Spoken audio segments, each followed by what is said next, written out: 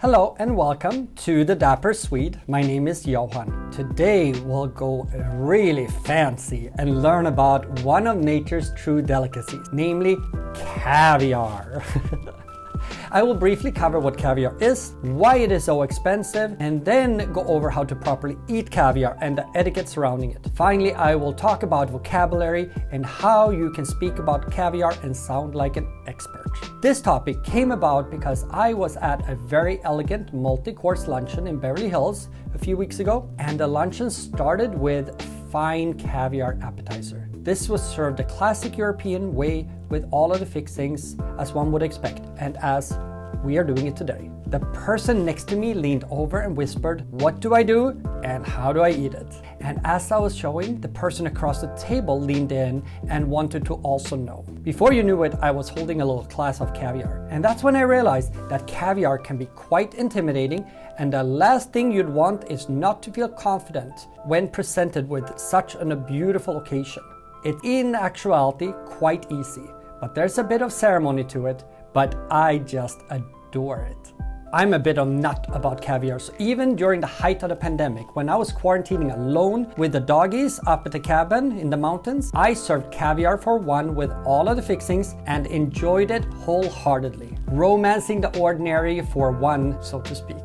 After you watch this video, you'll be able to confidently eat, speak, and enjoy caviar at any formal occasion. So what is caviar? Caviar is unfertilized fish eggs called roe that comes from the sturgeon fish. It's only called caviar when the roe is from the sturgeon. All other roe is simply called roe.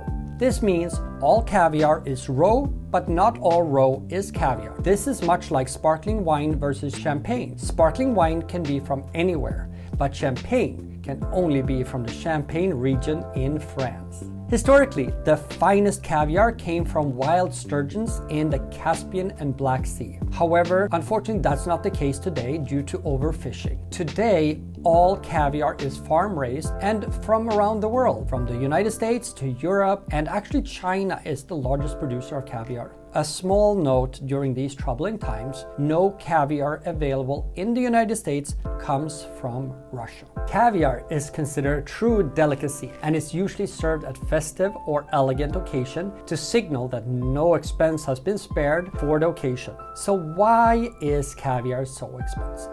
Well, caviar is very expensive because of many factors, but mostly because it is a very long, expensive, and labor-intensive process to produce. For instance, for a female sturgeon to produce roe, it takes 7 to 20 years, during which the farm has to cater to its every need, and she only spawns once every few years. And the older the sturgeon, finer the caviar, like fine wine. In addition to harvesting is a manual process, and once harvested, the caviar is lightly salted and has a very short shelf life of only a few weeks, during which it needs to be stored very cold. Also, demand is very high for fine caviar, and the demand always far exceeds supplies. All these factors make for a very expensive product. And a fun little fact before we go into vocabulary, the finest caviar is not overly salty. Salt is added to caviar to make it last longer. So the more salt that is added, the longer it can last. So in general, the finer the caviar, the less salty it is. There you know. When speaking about caviar, it has many similarities of how a wine connoisseur speaks about fine wine, and that can be quite intimidating. So here are some descriptive words frequently used to describe fine caviar. Briny, rich, creamy, buttery, bursting, lingering, balanced, bold, robust, distinct, smooth with a clean finish. Use any of these descriptions that closest reflect how the caviar tastes to you, and you will absolutely sound like an expert. In general, try not to describe it as salty or fishy, since those are terms that are associated with poor quality caviar, and we don't want that. So how do you eat caviar? Well, let's get into the fun stuff. The first thing to think about is don't start digging in with your spoon and just eat it. That would be a huge faux pas. And here is a few reasons why. Firstly, you don't eat caviar with metal spoons unless they're gold, which is a little crazy. But silver or stainless steel has a metal that reacts with the caviar and creates a very metally kind of taste that is not very pleasant. So caviar is actually served with a spoon made out of mother of pearl, bone, or gold. That's because they don't react with the caviar. So that is the first thing. The second thing is you eat and savor the beauty of the caviar in small quantities and really savor the moment. You start with something to put the caviar on. You can do toast, potatoes, and the most classic are bellinis. Now, these are all fairly neutral in flavor, and that is because they are supposed to play a back role to the actual caviar. Then you will take some of the fixings. The most common fixings we have right here, which would be creme fraiche, chives, red onion, this is capers, egg yolk, egg whites, and lemon, and then finally the caviar. So what you would do is you would take some of the creme fraiche, dot it on your bellini, and then put your favorite fixings. And here you actually don't need to do all of them. You just do whichever you enjoy. Me personally, I enjoy red onion, chive, and eggs like so. I personally do not like capers on mine because I feel like the capers has such a strong flavor that it overpowers the caviar. And then we take the caviar and put it on top. And you do it just a little. This would be considered a heavy amount. And then you eat it. Enjoy.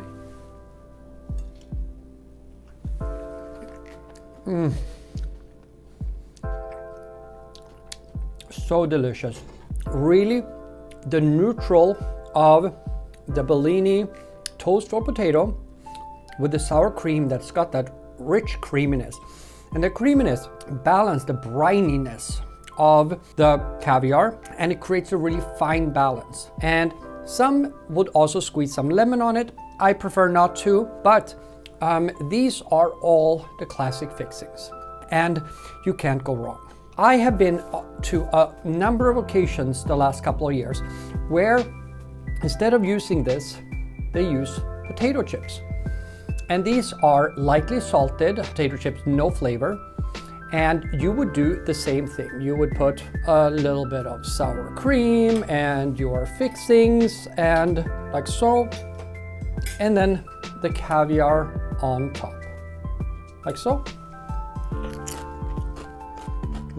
I enjoy it with the chip, but it's not my favorite because, as we talked about earlier, the finest caviar is actually not that salty.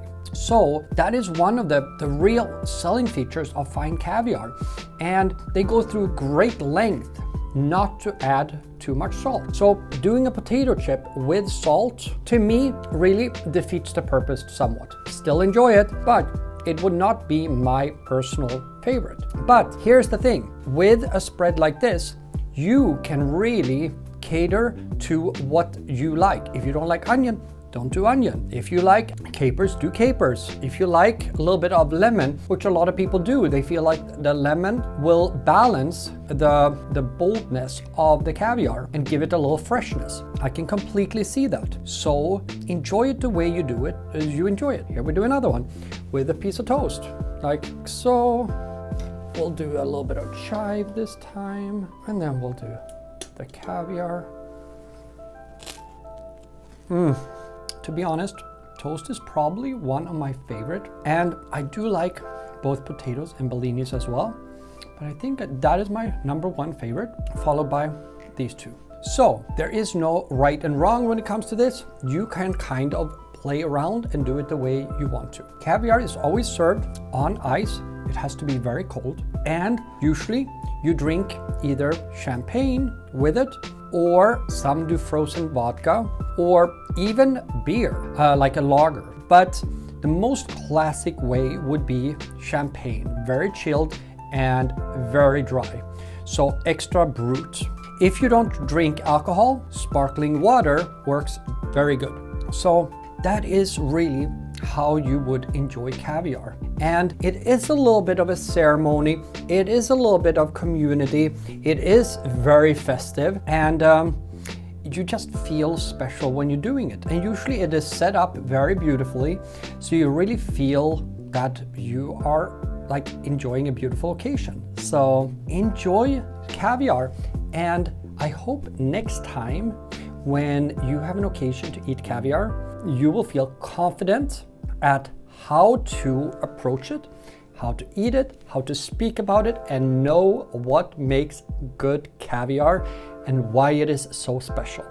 On the other hand, caviar is not for everyone, but if your impression is, I really hope that this video has been helpful, that you have learned something, and the next time that you have an occasion to have caviar, you will feel confident in how to speak about it, what it is, and how to eat it, and the ceremony surrounding it. So I want to say before we end that if your impression, and if you have any other suggestions for topics, comment below and let me know, and I'll see if I can make a video about it. Thank you, and cheers!